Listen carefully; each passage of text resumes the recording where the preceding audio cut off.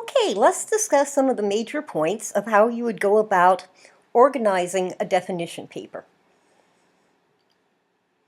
First of all, let's talk about what a definition paper is. It provides much more than a basic definition of a concept or a thing. It does answer the question, what is or what was? And it's used to provide definitions of very complex concepts, such as existentialism. That's one of the ways that a definition paper can be used. Another one is that it can be used to identify characteristics of a person or thing that has changed. So those characteristics are different now than they were in the past. For example, you could write a paper on what it means to be literate now, as opposed to what it meant prior to the advent of computers, because computer literacy is part of literacy now.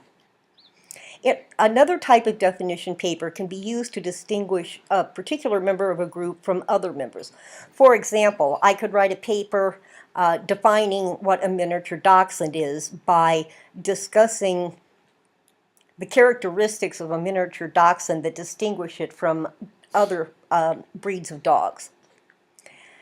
It's not used, however, to explain what a concept means to the writer individually, unless a professor specifically requests that information, and sometimes they do.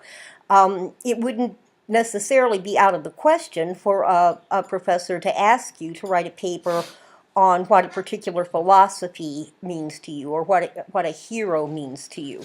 But for this paper, and for most definition papers that you'll write throughout college, that's not what we're looking for. We're looking for definitions that are based on research. Okay, since we now know what a definition paper is, let's talk about how you would organize it. First of all, you'd open with one of the 6 methods of introduction. In some cases, a contrast information is ideal, particularly if you're talking about, for example, what literacy is now versus what literacy was in the past. You could open with an introduction that presents information on what it used to mean to be literate, and then the rest of your paper would go into what literacy means today.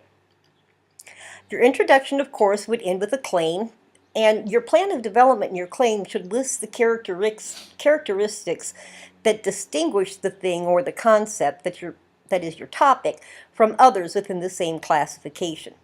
For example, if I'm defining what a miniature dachshund is, I would probably talk about a miniature dachshund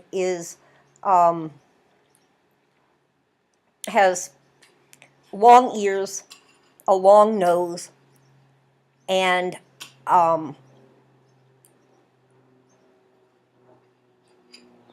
high ratio of back length to leg length.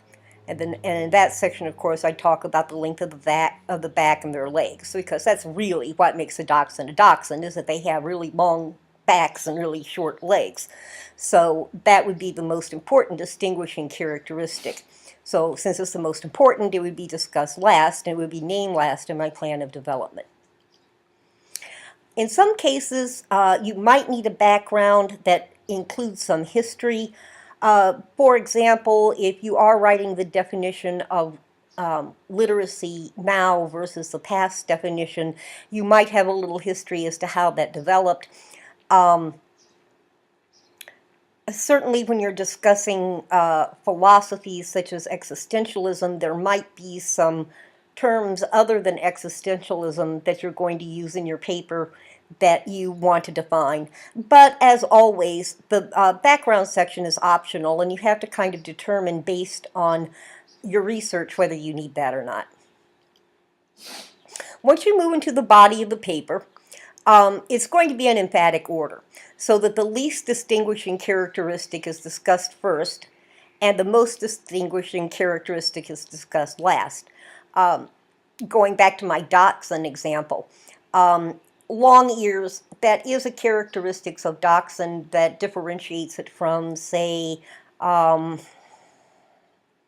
an Alaskan Husky, which has the short, pointy ears. But it's not the most important distinguishing characteristic because there are a lot of dogs that have the long, floppy ears. The most important distinguishing characteristic of a dachshund is that they have a high back to leg length ratio. Their backs are so long and their legs are so short. That's what makes a dachshund pretty much, so that would be discussed last. And of course, in emphatic order, the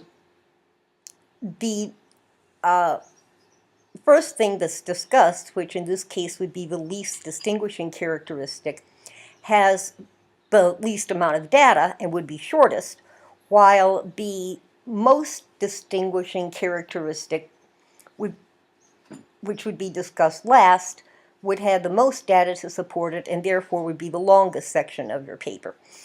If you have any questions about that, review the organizational video for emphatic order that is also posted for this week.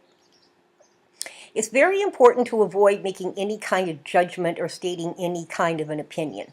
That can be a little bit difficult, especially if you're defining something that might have a value judgment attached to it, like, for example, you're defining what a hero is. But make sure that everything you state comes from your sources. It's perfectly fine to say that a source states an opinion, but don't state your own. Okay, that pretty much concludes this short video on what a definition paper is and how to organize it. I hope it helped. If you have any questions, of course, make sure that you email me at deborah.okie@csn.edu. And of course, you know you have to email me from an account other than Canvas. Okay, thanks a lot for watching this brief video. I hope it helped. Have a great day. I hope you have a little bit of time to have some fun today.